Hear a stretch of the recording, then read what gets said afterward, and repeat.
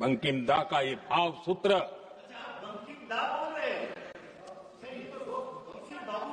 बंकिम बाबू बोले। अच्छा, thank you. आपकी भावनाओं के लिए मैं आदर करता हूं।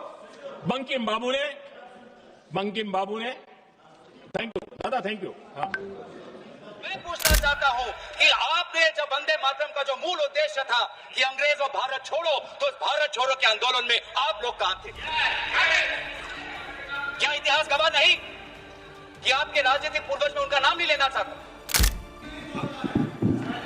कांग्रेस के हर एक अधिवेशन में 1905 से लेकर आज तक सामूहिक तौर पर वंदे मातरम गाया जाता है।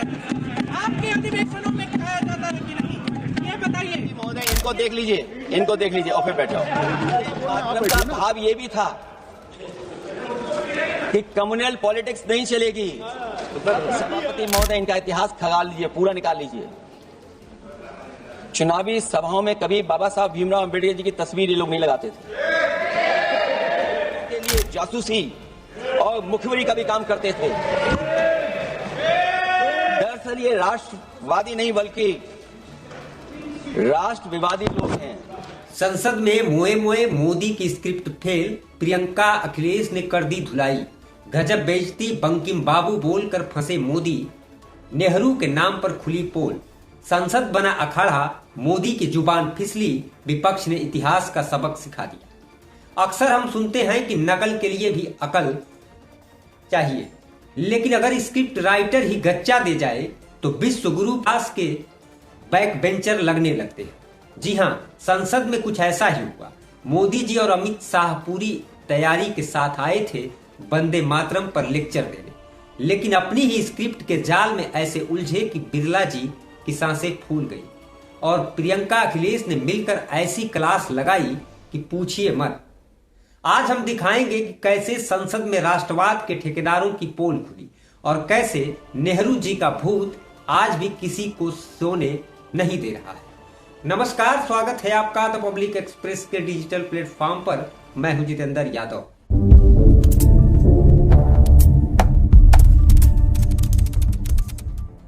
ये देश के प्रधानमंत्री बोल रहे हैं या मोहल्ले की नुक्कड़ पर खड़ा कोई छुटभैया नेता? वंदे मातरम के रचयिता साहित्य सम्राट बंकिम चंद्र चट्टोपाध्याय जी को मोदी जी ऐसे याद कर रहे हैं जैसे वो उनके साथ सुबह की चाय पीते हो। इसे कहते हैं अधकचरा ज्ञान। स्क्रिप्ट राइटर ने लिख तो दिया लेकिन भाव पढ़ना भूल गए। बंगाल की धरती और बंकिम दा का अपमान करने चले थे लेकिन खुद ही मजाक के पात्र बन गए। कांग्रेस की शेरनी ने तो साफ कह दिया कि साहब आज वो होते तो 187 साल के होते, थोड़ी तो इज्जत कर लेते, लेकिन नहीं, आदत से मजबूर है। लेकिन असली खेल तो तब शुरू हुआ जब प्रियंका गांधी खड़ी हुई। इसे कहते हैं प्यार से मारना। उन्होंने मोदी जी की तारीफ भी की और साथ ही उनकी फैक्ट्री में बनने वाले फैक्ट्स की धज्जियां उड़ा के रख दी। सुना आपने, भाषण लंबा है मगर लॉजिक नहीं है। प्रियंका जी ने याद दिला दिया कि जब देश तिरंगा फहरा रहा था तब नागपुर वाले हेडक्वार्टर पर 52 साल तक तिरंगा नहीं लगा था। जो लोग आज हमें राष्ट्रवाद का सर्टिफिकेट बांट रहे हैं, उनके पूर्वज अंग्रेजों की मुखबिरी कर रहे थे। वाह मोदी जी वाह।